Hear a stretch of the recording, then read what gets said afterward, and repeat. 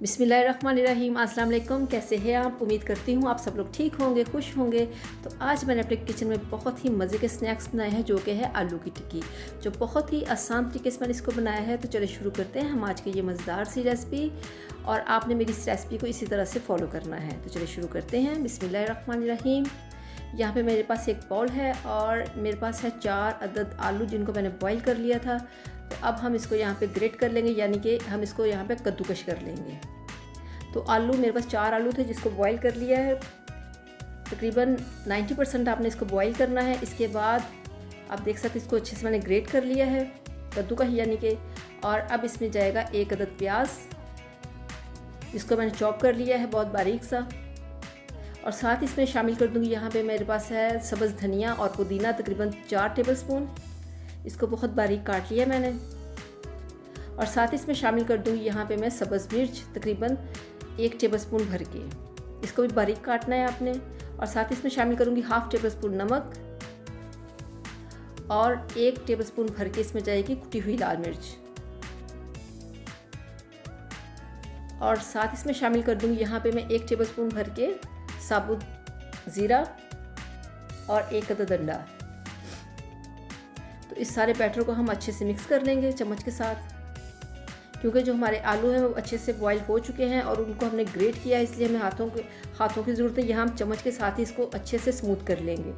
इस तरह से इसको आपने बैटर अपना तैयार करना है। इसके बाद हम बना लेंगे यहाँ पे गोल गोल टिक्कियाँ। बेशक आप कोई भी शेप इसको दे सकते हैं, जैसी आपको पसंद हो, लेकिन आलू की जो टिक्की होती है वो इसी तरह से ज़्यादा मज़े की बनती है। तो इस तरह से हम सारी जो है टिक्कियाँ तैयार कर लेंगे अपनी, और प्लेट में रखते जाएंगे। इस तरह से देखिए कितनी प्यारी शेप आई इसकी। और साथ ही हम यहाँ पे इस सबको तैयार करने के बाद हम साथ ही रख लेंगे तवा।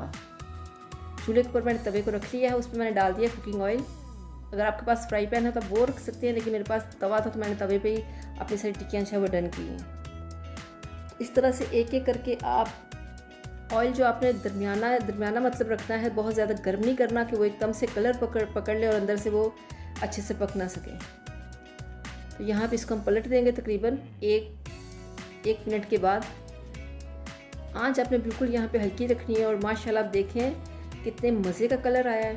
तो इसको बड़े एहतियात से आपने यहाँ पे पलट लेना है,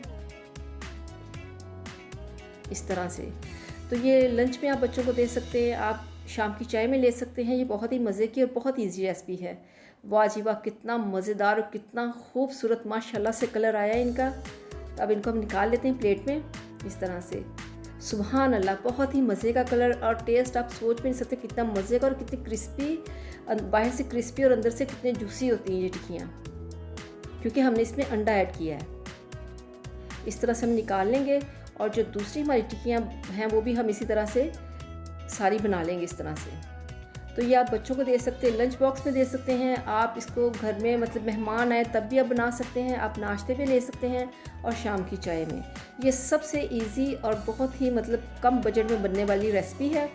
तो आपने इस रेसिपी को इसी तरह से फॉलो करना है। तो इस तरह से हमने जो सारी टिक्कियाँ हैं, 4 आलू थे मेरे पास, और आप देख सकते हैं कितनी सारी ढेर सारी इसकी टिक्कियाँ बन गई हैं।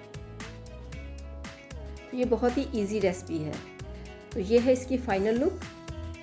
माशाल्लाह माशाल्लाह, आप देखिए माशाल्लाह कितनी मज़े की लुक बनी है। बहुत ही मज़ेदार, बहुत ही शानदार, बाहर से क्रिस्पी और अंदर से जूसी। इतने मज़े की रेसिपी, इसमें पुदीने की खुशबू और सब्ज़ धनिया की खुशबू, सुभान अल्लाह। और अगर आपको मेरी ये रेसिपी पसंद आए तो मेरे चैनल को ज़रूर सब्सक्राइब कीजिएगा, वीडियो को लाइक कीजिएगा, दुआओं में याद रखिएगा।